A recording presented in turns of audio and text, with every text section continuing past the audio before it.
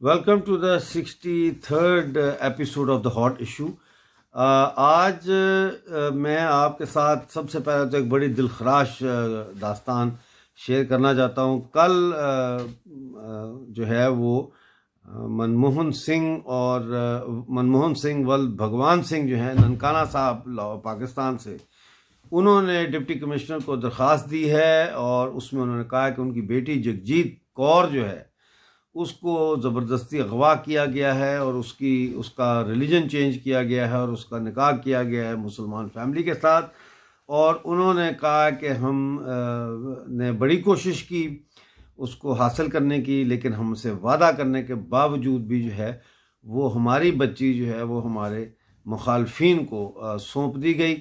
तो इस सिलसिले में उन्होंने दरख्वास्त दी है DC ननकाना साहब को, और उसकी कॉपी प्राइम मिनिस्टर पाकिस्तान और उसकी कॉपी जो है वो आर्मी चीफ बाजवा और दूसरे जो टॉप पाकिस्तान के लीडर्स हैं उनको भेजी गई है।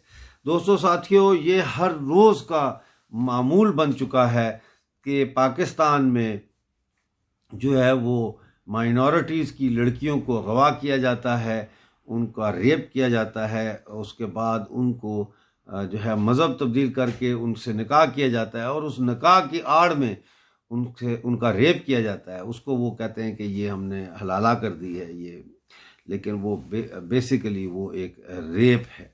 तो इसके ऊपर जो है वो आवाज़ उठनी चाहिए। आप जानते हैं कि किस तरह से मोदी सरकार ने CAA का कानून पास किया, उसके बाद उन्होंने दूसरे कानून भी पास किए जिनसे कि अफ़गानिस्तान के जो हमारे सिख भाई हैं और बहनें हैं और बच्चे हैं उन लोगों को काफ़ी फ़ायदा हुआ है। काफ़ी फैमिलीज जो है वो वहाँ गई हैं। इसी तरह कनाडा जो है उसने भी इस सिलसिले में दरवाजे खोल दिए हैं इनके लिए, लेकिन सवाल यह है कि वहाँ से निकला कैसे जाए।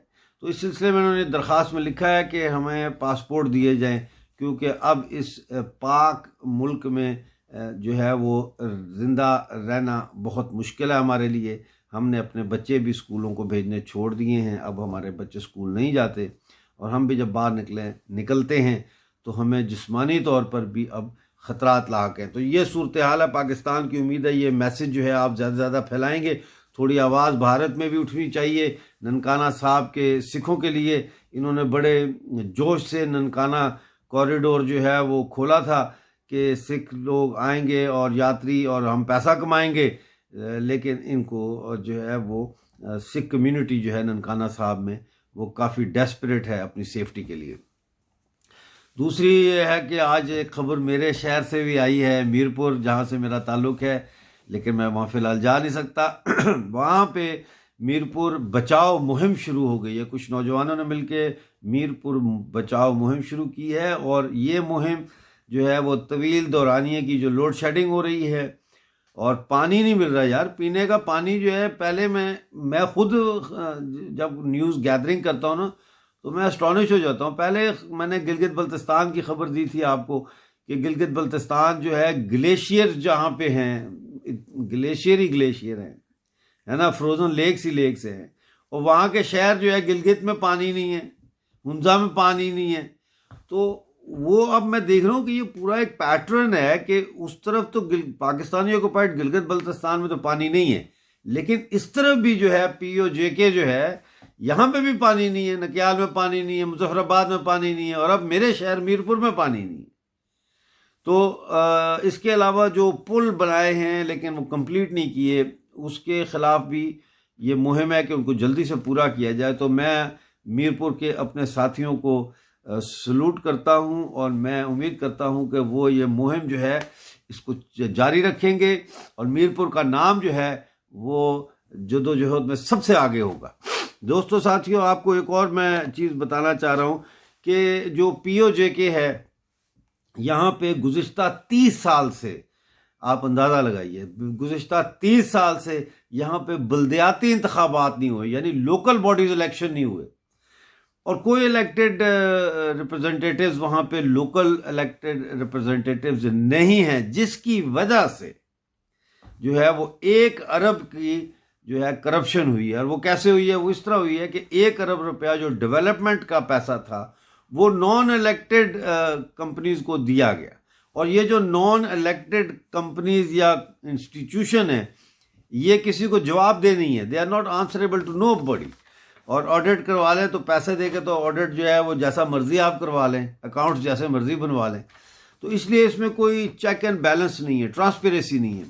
वो जो याना मीर ने कहा है ना कि 370 को ख़त्म करने के बाद सेंटर से जो अब पैसा आता है वो उसका एक एक पाई का हिसाब अब रखा जा रहा है कि वो कहाँ खर्च हो रहा है, कितना आ रहा है, कहाँ लग रहा है, कैसे लग रहा है।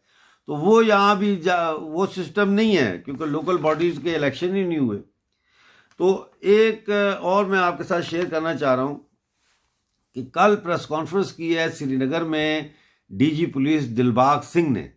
और डीजी पुलिस दिलबाग सिंह जो है ये बड़े सॉफ्ट स्पोकन, बड़े स्मार्ट जो है वो पुलिस ऑफिसर हैं, यंग हैं और बड़े एफिशिएंट हैं, लेकिन अब बड़े हम्बल भी हैं एट द सेम टाइम। इन्होंने प्रेस कॉन्फ्रेंस की है और उसमें इन्होंने बताया है कि जो मिलिटेंट्स थे, जिनको मैं टेररिस्ट कहता हूं, उनका जो टॉप स्ट्रक्चर था वो तबाह बर्बाद कर दिया गया। 26 जो है टॉप वांटेड जो कमांडर्स थे टेररिस्टों के, वो इस वक्त तक हलाक कर दिए गए हैं। इसमें हिजबुल मुजाहिदीन है, लश्कर है, जैश है, ये सारे हैं।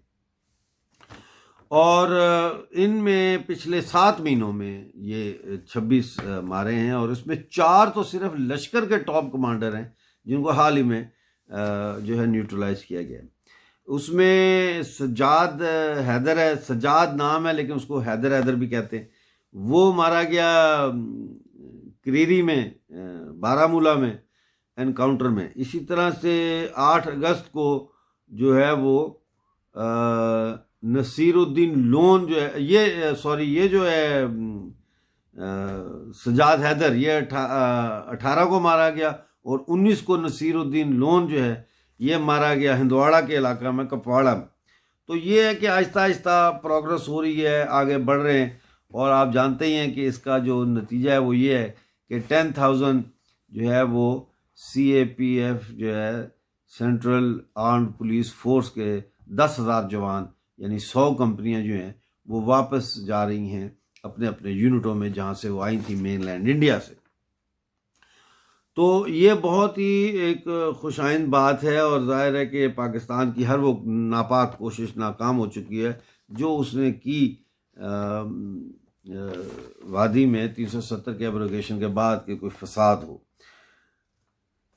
पाकिस्तान में मुहर्रम आ रहा है, मुहर्रम तो खैर पूरी दुनिया में आ रहा है, लेकिन पाकिस्तान में मुहर्रम आ रहा है। और आपको मैं ये बताना चाहता हूँ और इसी के साथ आज का प्रोग्राम ख़त्म करूँगा कि जो 78 जो हैं मौलवी, उनके ऊपर 60 डेज के लिए बैन लगा दिया गया।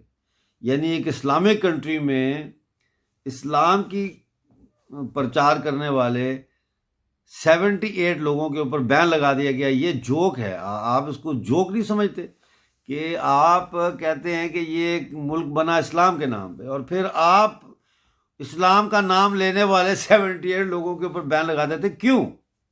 इसलिए कि ये वो मौलवी हैं जो इस बात के ऊपर जिंदा रहते हैं कि कैसे हमने दूसरा जो इस्लामिक सेक्ट है उसके खिलाफ हेट स्पीच करनी है और उस हेट स्पीच में लोगों को एक यूफोरिया में डाल के ये अपना एक पर्सनालिटी कल्ट जो है डेवलप करते हैं।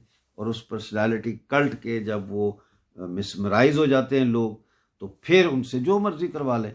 शिया अगर हैं तो सुन्नी मरवा दें, सुन्नी है तो शिया मरवा दें। तो मुहर्रम हम उम्मीद करते हैं कि कश्मीर में भी मुहर्रम जो है वो सुकून और आराम से गुजर जाएगा और इसी तरह बाकी जो इलाके हैं, हैदराबाद है और दूसरी जगह हैं, वहाँ पे भी मुहर्रम जो है वो पीसफुली गुजर जाए और पाकिस्तान में भी पीसफुली गुजर जाए। दोस्तों और साथियों, आप लोगों का बहुत बहुत शुक्रिया। आपके जो अगर कोई सवालात हों जो आप करना चाहें तो आप नीचे लिख सकते हैं और मैं कोशिश करूँगा अगले प्रोग्राम में उनका जवाब दूँ। आज जो है वो यहीं तक हमारा प्रोग्राम है। आपसे अब मंडे को दोबारा मुलाकात होगी। बहुत बहुत ख्याल रखिएगा अपना।